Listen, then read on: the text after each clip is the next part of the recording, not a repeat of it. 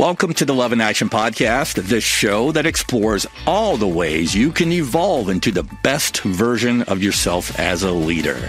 I'm your host, executive coach, speaker, and author, Marcel Schwantes.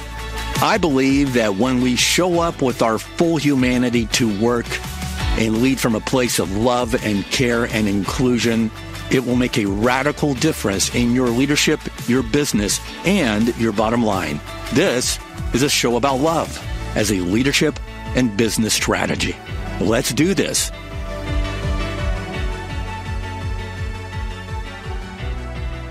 Hey, so I bring a lot of people to the show to talk about concepts of love. The things that show you love and care for people, or how to build a culture founded on principles of love and care. But not all my guests call it love, or flat out say that their frameworks or research findings point to love. So, for example, I bring in Amy Edmondson of the Harvard Business School, and she talks about her research on psychological safety and the science of family well, all topics of her previous bestsellers. What these people are talking about, like these amazing experts that come to the show to talk about compassion. When you dig below the surface, you'll see the love element clearly playing out. Same goes for other leadership concepts like empathy, inclusion, belonging, active listening, even curiosity. These ideas, these traits, these behaviors are dripping with practical love for others. And then there are episodes where I bring in experts and scholars and thought leaders who they mince no words. They're just calling love for what it is, right? And saying that we need more of it if we're going to not only survive as a species, but for our own businesses and organizations to thrive. And so this is going to be one of those episodes where we call it for what it is. And, it's an episode like today's that shows you that when love is missing, it leads to all kinds of problems: conflict, hurt, betrayal, stress, anxiety. The list goes on and on. So there are episodes where I bring in experts like today who draw on the research. In her case, she does the research and is doing the research about human nature and about human beings' unique capacity to evolve by loving and caring for others. So our guest today is Samantha Thomas. I am delighted that I will be speaking to Samantha Thomas.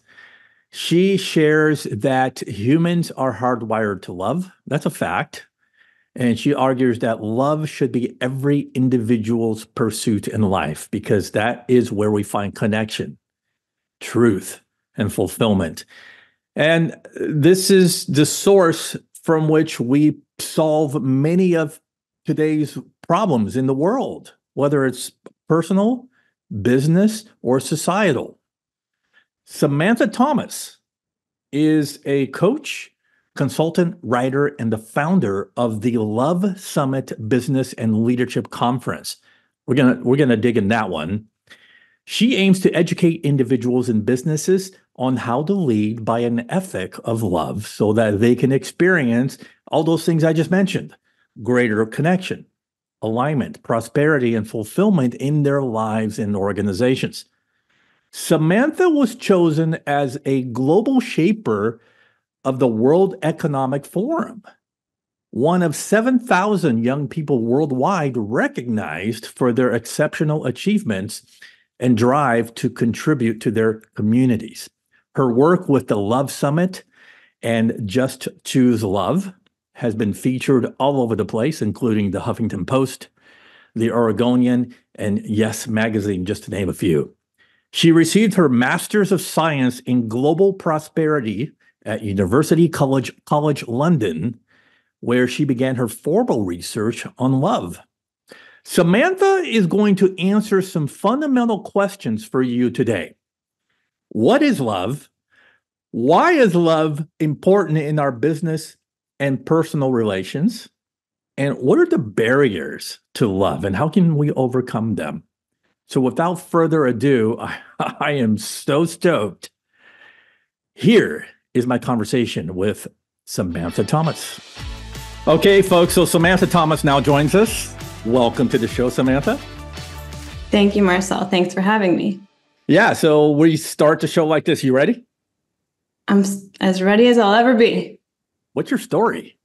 Well, like everyone, my story is a long one, but I'll start with where I'm at today and really the story over the last few years of my life, which has really been centered on this personal kind of internal transformation that I've been going through related to love. And before I went into this very deep kind of personal transformation, as you know, Marcel, I was already doing work in this area of love and business, love and leadership that started with my background with creating the Love Summit Business and Leadership Conference, which is, as it says in its title, a business and leadership conference that brings together business and government leaders, entrepreneurs, people from all walks of life, really, that are interested in coming and learning about how love can move the needle forward on the most pressing issues their organizations face, governments face, the world faces. And kind of at the bottom of, or the root of what we try to get to at the Love Summit is we have these surface level problems in the world, right? Like we have environmental degradation, we have political issues, we have divisiveness, we have people who aren't getting along with one another. We have issues in business. We have problems with employee retention, these kinds of things. We could go on and on. But what's at the bottom of that? What's at the root of these surface level problems? And that's what we get into at the Love Summit. And I did that for several years. I hosted 2 events. The first at Wyden and Kennedy Advertising Agency in Portland, Oregon, and the second at LPK Brand Design Agency in Cincinnati, Ohio. This was in 2015 and 2017.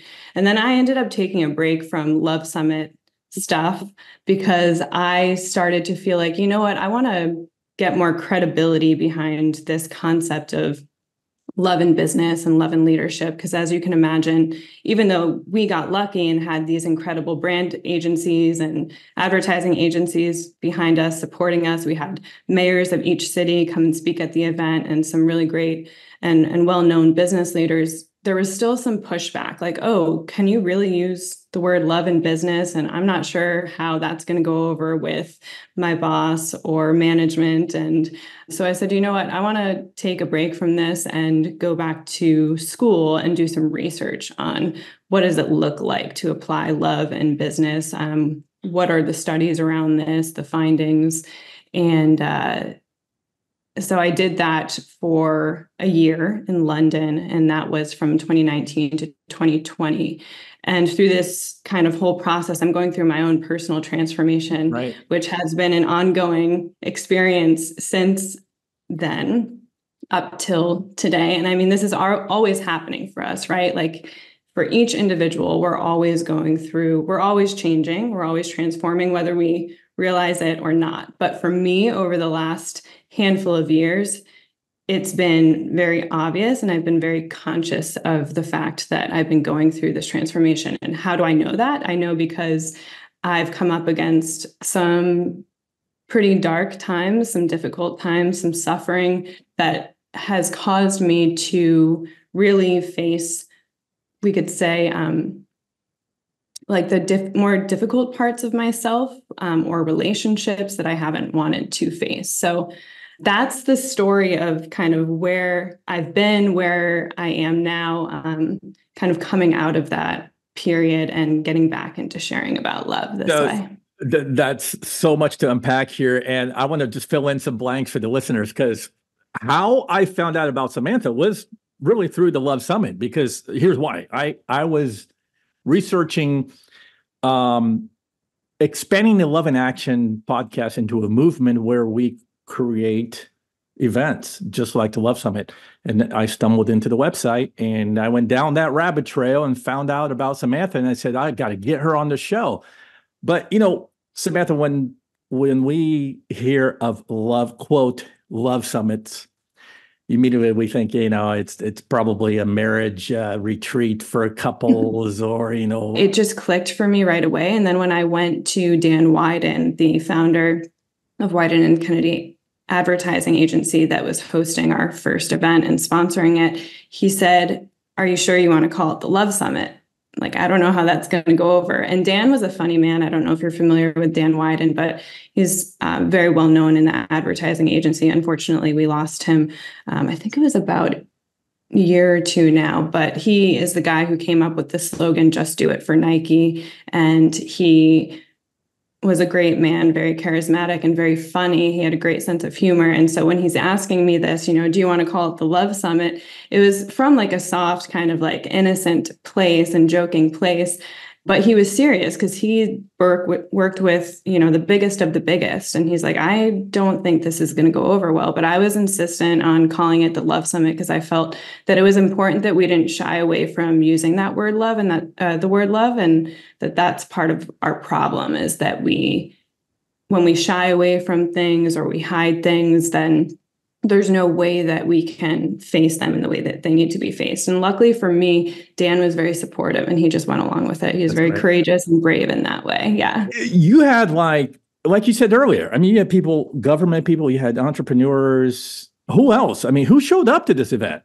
Some people were people like Dan Wyden. We had other CEOs of Fortune 100, Fortune 500 companies. We had some entrepreneurs. We had the man, Dan Price of Gravity Payments, who was making major headlines in the news for raising the minimum salary at his company to $70,000 for all his employees. People like that were kind of, doing things that were a little bit more disruptive and different. We had Mickey Agrawal, the founder of, she's a serial entrepreneur and founder of many kind of disruptive brands.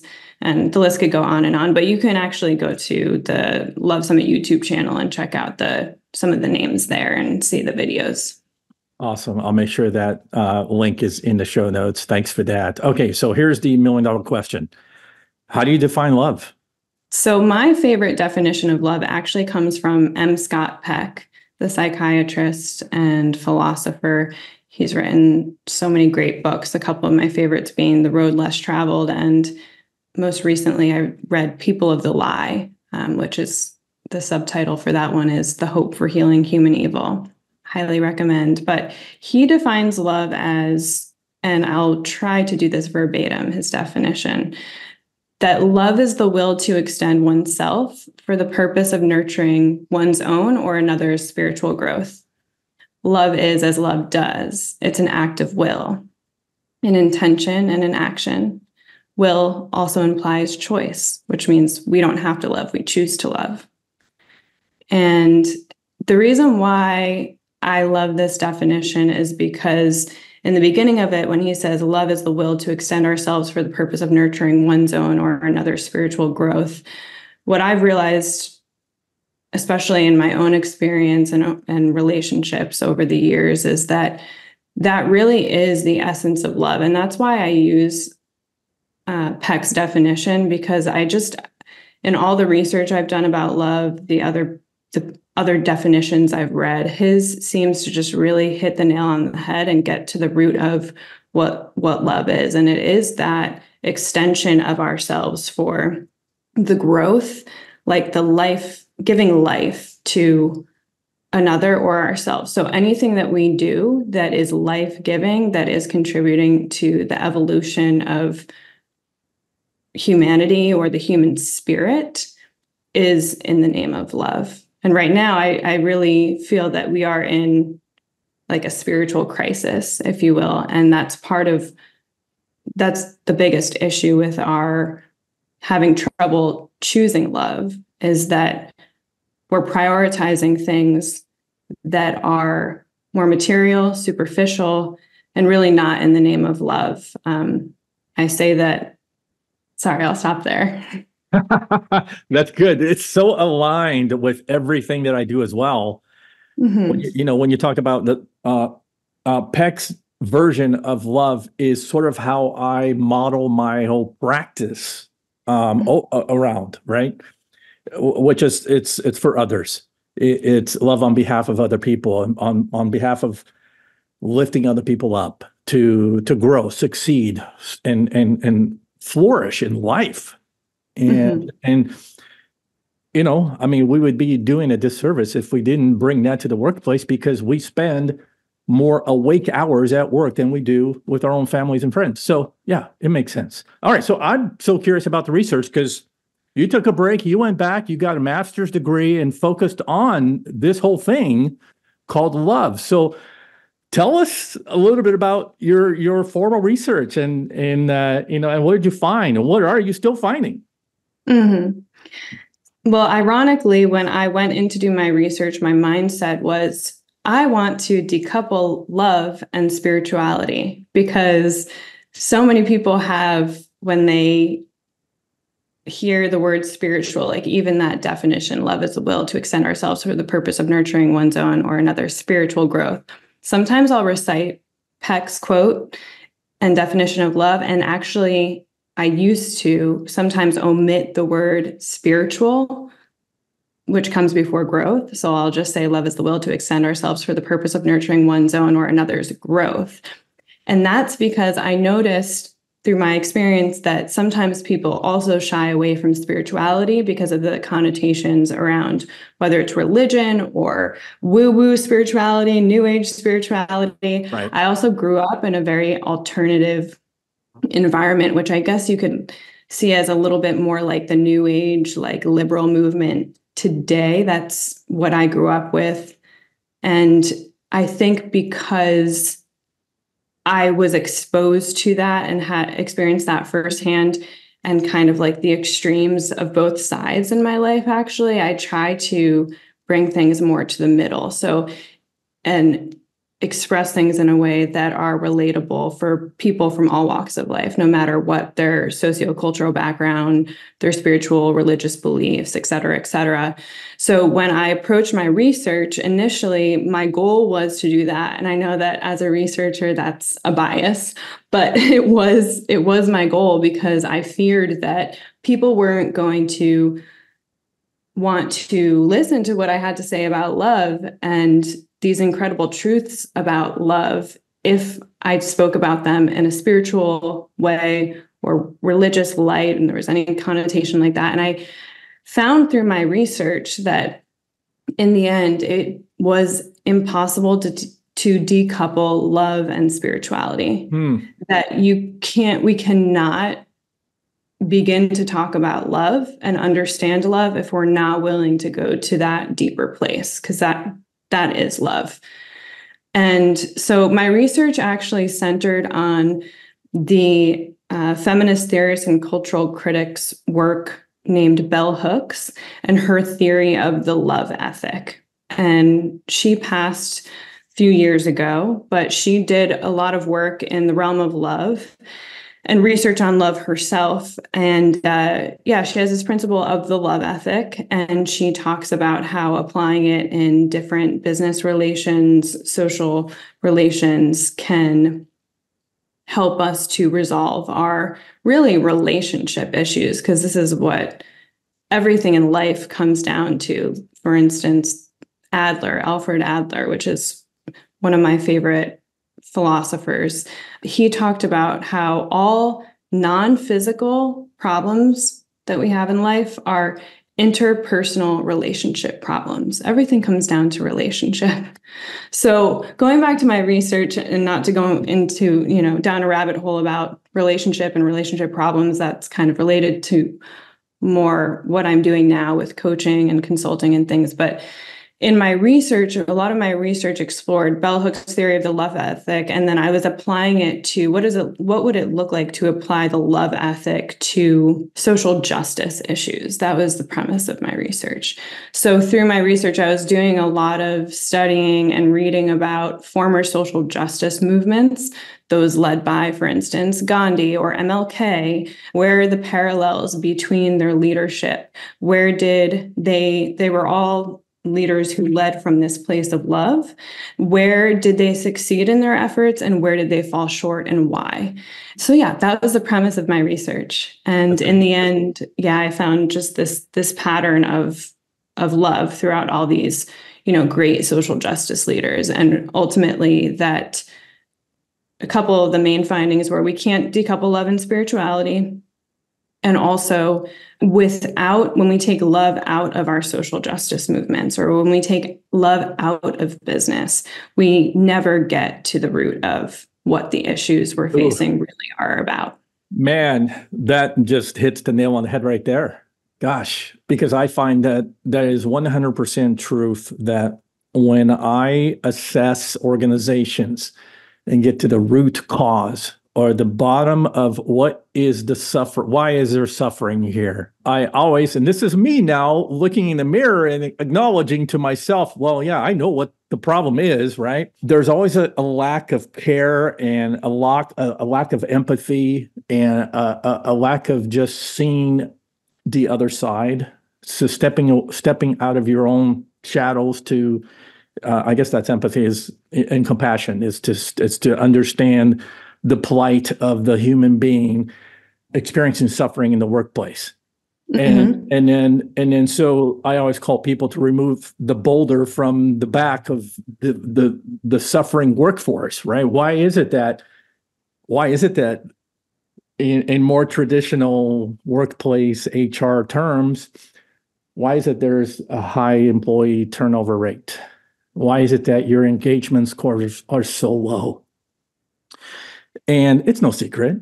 I mean, you can now back it up with all the evidence in the world. I mean, Gallup has been doing it for 50 years. That if your direct relationship with your manager, whoever that person is, isn't one that is founded on care and compassion, and yes, now you and I can say it freely, love, that person's going to suffer, and the workplace is going to suffer as a result. Because if you have a culture of a tribe of managers who lack leading with love or extending that kind of empathy and compassion towards others, there's going to be a noticeable difference in all of those metrics that you want to move the needle on. There's going to be a noticeable difference. And so, yeah, here we are, you and me shouting from the rooftops of, it's such a simple equation. If you just move towards loving people and, especially people that are out there in the front lines every day, but that's not just them. Managers themselves, I'm finding, are lacking in love or lacking love from those above them. And perhaps even CEOs are lacking love from their boards, right? Who dictate these crazy, ridiculous terms that they have to perform by, right? And so this just is not sustainable anymore. And we won't even talk about the political sphere of what's going on and has been going on for decades.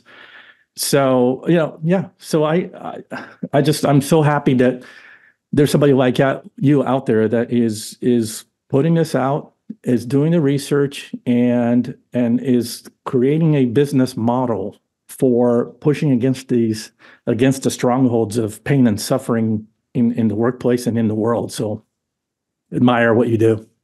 Well, thank you for that. And I just, like you said, love is simple, hence the name of my movement, Just Choose Love. But at the same time, our reality and the way we've constructed our world is not conducive really to love. It doesn't make it easy for people to choose the loving way. It makes it actually much easier for us to choose the fearful way. And surprisingly, fear is often the easier thing to choose. It takes less work than love to choose fear, because fear is often rooted in running away from something, escaping it, evading it, and hiding. That's the easy thing. Love puts everything out in the open. Love faces things head on. It is vulnerable. It's about truth. We also live in a world that's not very honest, right? Right. So I try to, when people say to me, oh yeah, just choose love, like it's that easy. And I think that sometimes people think that I'm promoting or advocating for it being that easy, and I'm not. I'm actually like saying it's the opposite. It takes a lot of courage and strength to choose love, because our world is not constructed to really support that way of living. No, I am always fighting or swimming upstream when it comes to trying to convince senior leaders of the impact of love, because, like you said, we still live in a traditional top-down command and control style of how the world operates, how not only business, but that's just how we operate in the world, right? It's through power and control. And so I have a question now, because I want to bring power into this discussion, because there's so much misconception about leading with love that you will lose your power. I've had potential clients walk away from me because they don't believe that love is going to create that kind of impact for business results. And so they say, no, we're going to lose our power. It's the old saying, that's like handing the keys over to the inmates, right? And the inmates are going to run the prison, and we're going to lose control and power. Nobody's going to respect us. So is it true that leading with love means that you're going to lose your power? No, not at all. I'd say it's actually the opposite. And there is also research on this that debunks this myth about love and power, and love being the sentimental, anemic, in MLK's words, emotion or feeling. It's not just an emotion or feeling, and it's not sentimental and anemic. It is actually very powerful. It's the most powerful force. And enacting love is the most powerful thing that we can. There are also studies that debunk this myth about love and power in more relation to human behavior and our core personality, the core personality of human nature. So, there have been these theories, and people say this all the time. Oh, people are just selfish, or people are just power hungry, or they're greedy, or they, are driven by these antisocial, if you will, emotions. And it's true that, of course, as human beings, we're complex creatures. We have all of these different drivers and reasons for behaving the way that we do. But actually, there is research that shows that these antisocial emotions, like hostility or being greedy or jealous, they come from our more basic impulse for more basic, important needs, which are love, security, and belonging.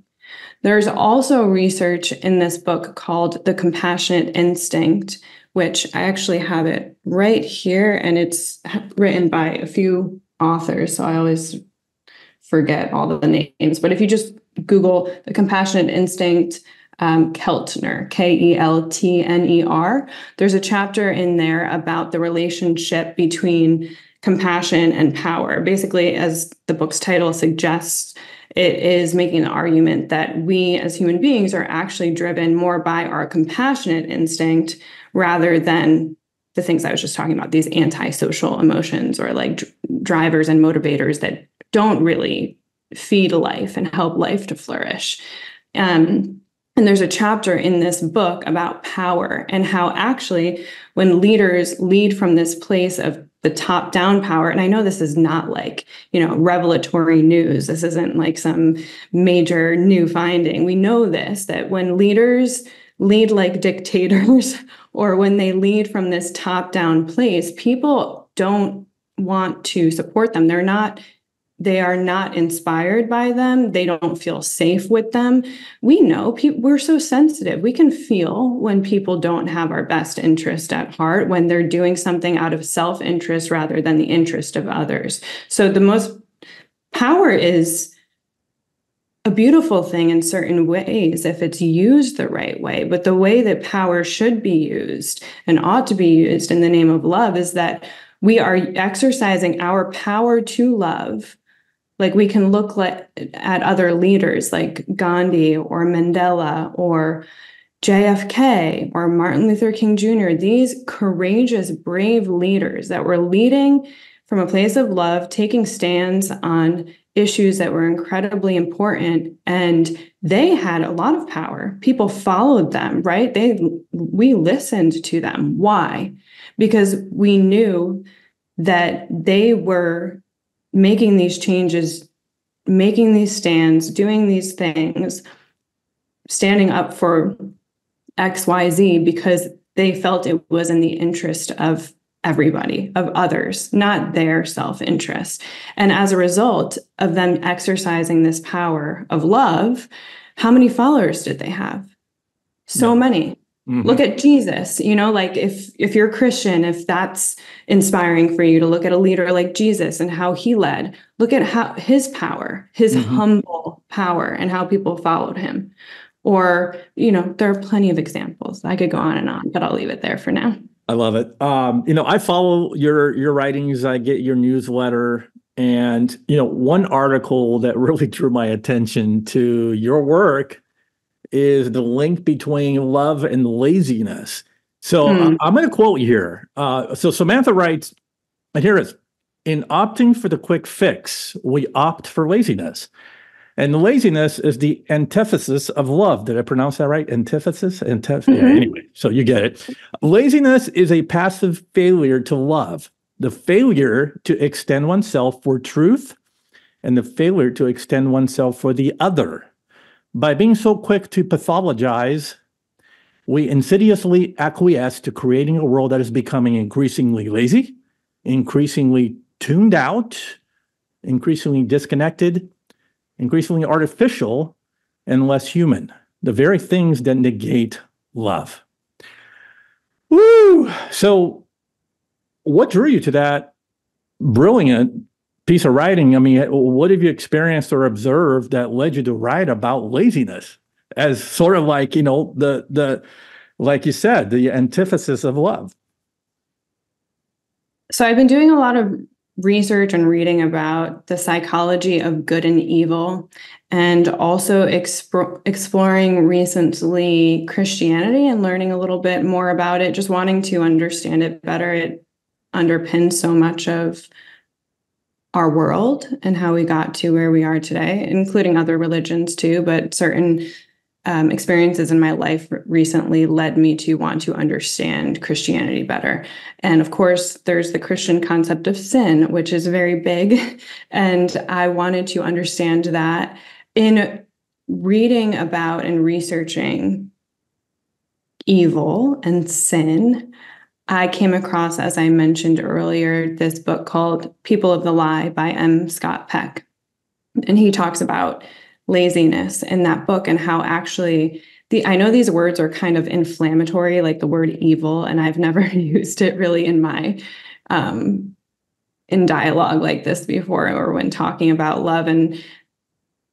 But it is, I think it kind of in a very simple terms makes it clear that we live in a world where a lot of people feel like there's evil out there, that people are evil. And what Scott Peck gets into in this book, People of the Lie, the subtitle is The Hope for Healing Human Evil, is that this concept of evil is really underpinned, like quote unquote evil people or people that act in this way, is underpinned by a few things. One is lying, dishonesty, a lack of truth.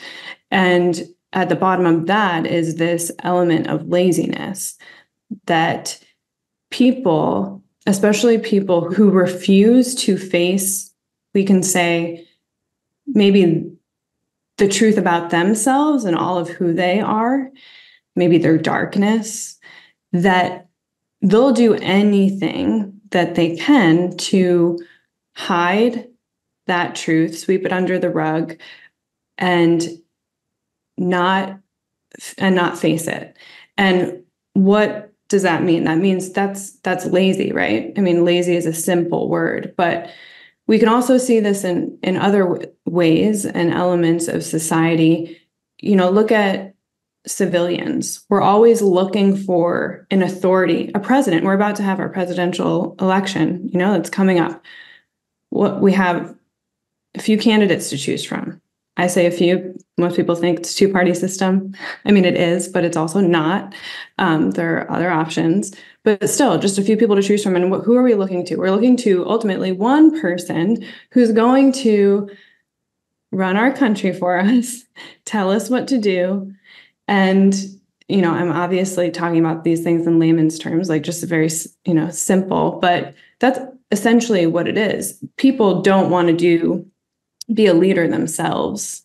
I actually think we do, but I think that it's hard for us to being a leader is difficult. It takes a lot of work. It's the opposite of being lazy. And a lot of us don't want to put in that work. It's easier to follow someone else. It is easier to let someone else lead us. So I encourage people I firmly believe that everybody has a leader inside of them and is capable of leading in their own way. And that we need to put less emphasis on and faith in outside figures or that which is outside of us to lead us, and turn instead to our own inner authority and leadership. And that takes work, that takes strength, that takes looking at ourselves, that takes looking at where we're being held back, where we're holding ourselves back. I know in that newsletter too that you were reading from and quoting me on, it was about how we're very quick to pathologize. I think that was the premise of that newsletter. Let's stop being so quick to pathologize. So we live in a world where, we see it every day, everywhere you turn, every social circle, someone's talking about, oh, this person, now I have ADD or ADHD and I'm on the medication for anxiety. And people are like praising it, like, yay for Zoloft, or is that what it's called? The anti-anxiety medication, or, antidepressants. And it's like, we live in this time. Everything is so fast-paced. We want the quick fix.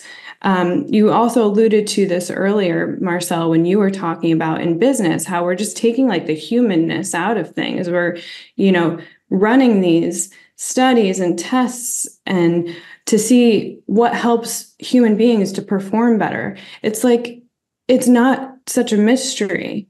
We just need to be treated like humans. And going back to pathologizing, what are we telling ourselves and other people when we say, if you came to me, Marcel, today and said, Samantha, I'm really not feeling well today. I'm not doing well.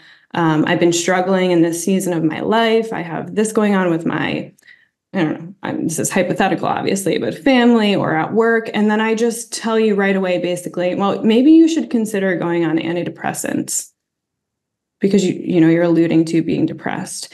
Instead of maybe asking you the important questions like, well, Marcel, like, why is this happening at work? Or why is this happening at home? Did something change for you recently? And so obviously therapy has become bigger these days, and that's helpful and good. But still, it's like, I think that we're like over using therapy, and that therapy these days, like there's some pretty bad therapy out there too. And that's kind of like almost like perpetuating this kind of victim, like, oh, poor me mentality, like all these things happen to me, and just too much emphasis on like what's wrong with us and what happened in the past and pathologizing instead of, I think, really taking the time to look deeper and to really understand what's going on here. I see the laziness permeating so many other sectors of society. Think about where is hate being spread the most right now? When you talk about culture wars, where is the medium for culture wars where hate is just permeating social media? And to me, there's so much laziness going on in the culture wars and choosing to, side with whatever your specific narrative is. You play the confirmation bias card to, fall in line with that ideology because it makes you feel good, rather than let me test that out. Let me be a little more curious. Is this really the truth? Or is this really true for me? right? Rather than following on someone else's idea or belief system. And so we create more laziness by falling into the trap of subscribing to people's ideology or people's narrative, right? And so that divides us further because there's no love in social media. I mean, maybe if you exchange pictures of your kids and your loved ones, at the baseball game, great. There's a little bit of love in that. But for the most part, people are tuning into social media to jump on some bandwagon that's going to take someone down. Or you're being taken down for the expression of your views when you try to, maybe be a little less lazy by saying, hey, let's consider another point of view. Is this really true? And maybe you're coming from a sort of a counter argument, but the status quo says, whoa, no, that's totally against our belief system. So we're going to take you down, right? So there's the laziness there as well. So I think the way that you proposed this idea that laziness is really the opposite of love is, to me, we need to investigate that further in all sectors of society. We need to investigate that in our own homes and how we treat our kids as parents. Are we too lazy to, maybe spend more time with them? And instead, we revert to, here's your iPad, go play some video games. Or here's the TV, go stream your favorite YouTube influencer. Yeah. What are we passing down to the next generation? More laziness. And actually, to your latter point, what really helped me to face my own demons and suffering and existential suffering in the way that I have over the last few years is moving away from my narrow-mindedness about certain things, maybe even information I would consume, things that I would read that were more siding in one direction rather than another, to really open up and start consuming information, knowledge from all sides, whether it's right or left, or New Age spirituality, or religion, and then also my own personal experiences, that personal experience of suffering and changing our relationship to suffering, having the courage to face it and walk through the things that are causing us suffering, rather than evading or escaping and taking the lazy, fearful route. That, what I'm learning, is where true wisdom and the greatest knowledge comes from. That kind of wisdom from personal experience pales in comparison to anything that we can read through or learn through a book. Get out there and suffer. Right. Face your stuff. Yeah. And it's still, though, Samantha, it's, we acknowledged it earlier that that's hard work. It takes a lot of courage to step into that realm of self-empowerment because it's going to be hard. It's going to be hard. And so we revert back to our laziness because it's way easier, right? To rely on maybe other people to get handouts and just to stay in that comfort zone. The suffering may be less than having to pull yourself out of your current existence to transform yourself because there's going to be some pain points along the way. But I've had to experience my pain. You have too. And I look back and go, I would never be where I am had I not gone through some really hard, painful stuff. And for me, it was my divorce for my first marriage. That was a horrific experience I would not wish on my worst enemy. And yet I look back and say, where I am today, I would not be the same person today had I not gone through that experience, because it taught me so much about gratitude, self-care,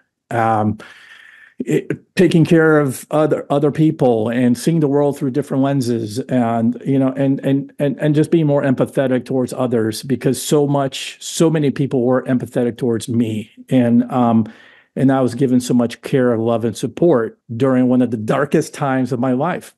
And it taught me then that because of that transformation, I was able to come out of that. I wanted to pay it forward. And because I saw how that helped me, and so yeah, boy, now you got me on my soapbox. Sheesh. No, it's true, Marcel. It's those painful experiences that we look back and we realize that's where the true growth comes from, and it is messy and it is painful and it hurts like hell, and it's really hard to see it when we're in it. Those dark times, like, feels like it's never going to get better, right? It feels like never going to get to the other side of it. But if we keep going, keep pushing, keep our eyes focused on and our attention focused on what matters and the direction we want to head in, which is the direction of love, right? Yeah. Then we get there. You just got to keep that central focus in mind at all times. And there is something out there that is, I think, I truly believe more than ever in my life, after things that I've gone through over the last few years, that when at least we have that intention to not be lazy, to choose love, to continue pushing ourselves in that direction of love and growth, there is something, there's God, there's divine order that is pulling you in that way and willing you in that way. So speak to the leader, the individual leader, or maybe the high level organizational leader. Mm-hmm. What would you say are common barriers to leading with love? There are a lot. You guys are under a lot of pressure. I've worked directly with CEOs and leaders of companies and indirectly also through Love Summit. And I've talked to many of you, and I can empathize with the amount of, you carry the world on your shoulders, just to put it simply. And I'm sure there are many frustrations as a leader, because human beings we're frustrating sometimes and not the easiest. But you guys have tremendous power, and this is where power is good, to lead by example, to transform these people who work for you, with you, to when you get frustrated with how they're underperforming or you see them not reaching their full potential, that is a tremendous opportunity to not give up on that person, that department, that group of people, to not dispose of them like as if they're disposable, as if humans are disposable, to not be so quick to just throw them away. If you have employee turnover, why is that? We need to look at this in a deeper way. A lot of the time, it's because people don't feel recognized. People are just waiting to be recognized.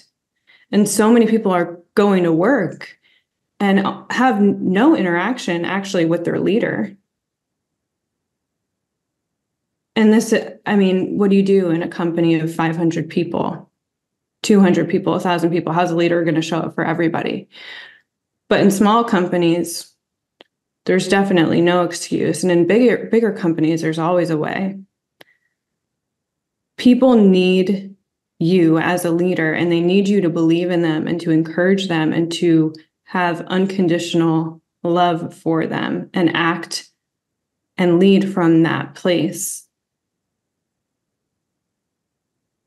And I will place all my bets on when we have the courage to step into that space and lead from that place, that these other issues that we face that are more surface level, employee turnover, profits down, these things naturally resolve. It doesn't happen overnight. It takes time. Marcel, you just did an episode on patience. As I was listening to that, I was just thinking, yes. This is so applicable to us personally and in business and in leadership, especially in leadership. Patience. It's like, A, love's not easy. It's hard. Stop talking about it like it's soft and easy. It's not. B, it's going to take work. C, the changes aren't going to happen overnight. So you need to have patience, right? So we can practice these things more. This is what people need from us. And this is what we need too, ultimately, as leaders. Like we receive so much through giving. We learn so much through giving, from showing up, from being there for people. We grow through helping other people grow. Yeah, whenever I sit down with CEOs and they come to me and they go, Marcel, we want to change our culture. I have to convince them that, first of all, don't come to me looking for the magic pill. It's not going to happen. Mm-hmm. It's going to take 2 or 3 seasons. And what I mean by that, it might take 2 or 3 years for them to finally see the hope that they're looking for, to shift from a toxic culture where people are just backstabbing each other to one where they respect and look out for one another. Does not happen overnight. I'm living proof of that, because there's one company that's a client right now. It took them 2 years to finally get to the point where now they are known as one of the, quote, top places to work in Indiana. So yeah, folks, it's going to take work, and it will take extreme commitment and dedication to something that may be really counterintuitive right now. And, and that's going to require a new belief system, maybe a new mindset, a shift in how you view leadership and management. Servant leadership is famous for inverting the pyramid, right? From top down to bottom up. And it's possible to do that and still achieve business results. It's going to take a lot of conversations.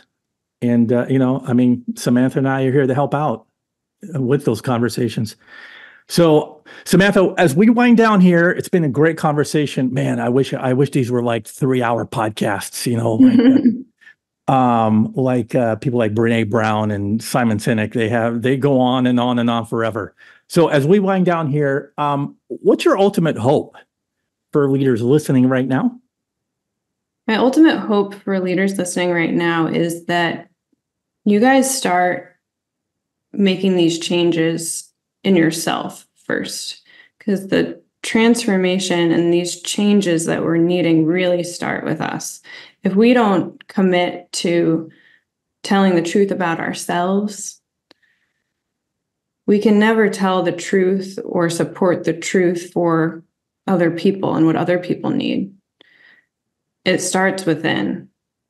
So my hope is that if there's one thing you take away today, is if you are struggling with anything personally, that needs to be looked at before you go into your company or into your department and try to solve other people's problems. Not that you need to be in perfect shape before you do that. We're all a work in progress, right? But at least that conscious recognition of, oh, maybe this is off for me right now. Maybe I'm not being true to myself in this way. Maybe I'm leading with my ego in this way, not with love. Maybe I'm not happy in this part of my life. It could be anything, but what is it for you? I would just really encourage you to tune into yourself, because that's your locus of control. And from there, when you're in your power there, you will be very surprised about how the world and relationships around you change, and how you just kind of know intuitively and instinctively, when you are true to yourself, what's true for your business and other people. Yeah. Well, we bring it home with two questions, as we do with every guest, Samantha. So speak to the leader again, bringing the theme of the show, love and action. And, M. Scott Peck's version of it requires action, intent, will, etc. So how do I lead with more actionable love and care day in and day out? Unconditional love for yourself and other people. Don't abandon yourself. Don't abandon other people. Stay in the messy parts. Don't shy away from the hard stuff. Encourage other people. Encouragement is such an important part of love. To have courage ourselves to choose love, and that willingness, that conscious willingness to choose love. And then also to encourage other people. You know how good it makes you feel when someone just stops you on the street and says, hey, that button up is nice, or that dress is gorgeous on you. These are simple, more superficial examples of encouragement. But take that into work. Take that to the people who work for you. Take that home to your family. And practice the virtues and the principles of love. And there are so many different, theories around principles of love and the virtues of love out there. You can find some on justchooselove.com, but, some of the important ones are like forgiveness. Forgive yourself, forgive other people. Care, affection, respect, taking responsibility. The things that you can do are endless. There's always something that you can do, even if it feels hard now. There's always like an easy baby step you can take. Start with the baby step. Yeah, one baby step for me would be to advise people to just give praise. You mentioned it. Give praise. In the workplace, it could be just how someone handled a client, an irate customer, and praise that person with specific affirmation that ties to their job, so that you are reinforcing those behaviors again next time. And then that becomes sort of a model for other people to go, my peer, coworker got acknowledged and praised for doing a specific type of how they responded to an angry customer. So I'm going to do the same thing. And you don't do it because you want a pat on the back from your boss. You do it because it's effective. And then your boss will give you accolades for it, because that's true praise. It's not just a pat on the back and an attaboy, right? That's true encouragement to me. It's practical encouragement. That is loving. It's packed with love. Yeah, there are studies on this that show when employees feel companionate love in the workplace, which is similar to, an element of that or manifestation of companionate love could be praise or affection or care, like this outward expression of affection and care. When employees feel that, they're known to perform better. They're known to have higher engagement, higher levels of productivity. Yeah. Well, finally, you close us out with your final takeaway, Samantha, from this whole conversation. I mean, what's that one thing that you would like us to walk away with? One thing, but there are 4 shifts that need to take place. And I'm going to name those 4 shifts very quickly. 1, shift your perspective about who you can be, who your employees can be, what's possible, and what your true purpose is. Like, what really matters? Is it the surface level stuff, the superficial, the material, or is it something deeper? 2, shift towards valuing personal growth, spiritual growth, the human spirit over material growth. Not over, but before material growth. The personal growth has to happen first. 3, shift away from this kind of narrow-minded, conventional way of thinking that makes us say things like, oh, it's always been this way, so it's always going to be this way. Or this person's pathology prevents them from living their full potential. 2, more open-minded ways of thinking and being, and having more faith and hope and believing in the possibility of people and business. And finally, shift your relationship with an attitude towards pain and suffering, and be willing to face existential suffering and work it through rather than escape and evade it. Love it. All right. I want to take care of some business and send as many people your way as possible. One is share the websites or how people can connect with you. And the other one is, I know that you are working on a book. So share a little bit about that, when it's coming out, and point people to the right places.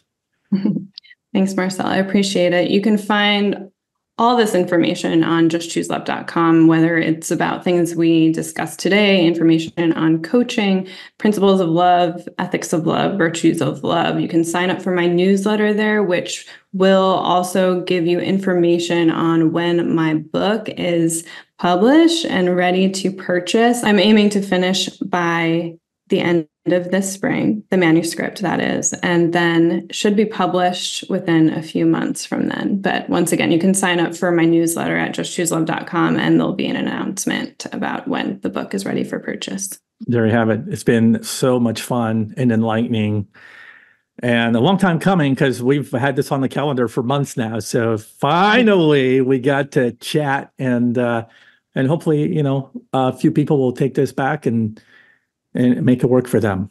So appreciate your time, and let's stay in touch. Thanks, Marcel. Really enjoyed it. Likewise. And you guys can keep the conversation going on social media with hashtag Love in Action Podcast, and also look for my show notes as well as a YouTube link to watch the show on my website, marcelschwantes.com. And if you're interested in sponsoring an episode of the show, let's chat. Reach me on my website or find me on LinkedIn. We'll see you next time. Thank you for listening to the Love in Action Podcast. If you enjoyed today's episode, please share it, subscribe, and leave us a review. Until next time, don't forget, the future of leadership is love in action. Believe it, practice it, and watch your leadership and business flourish.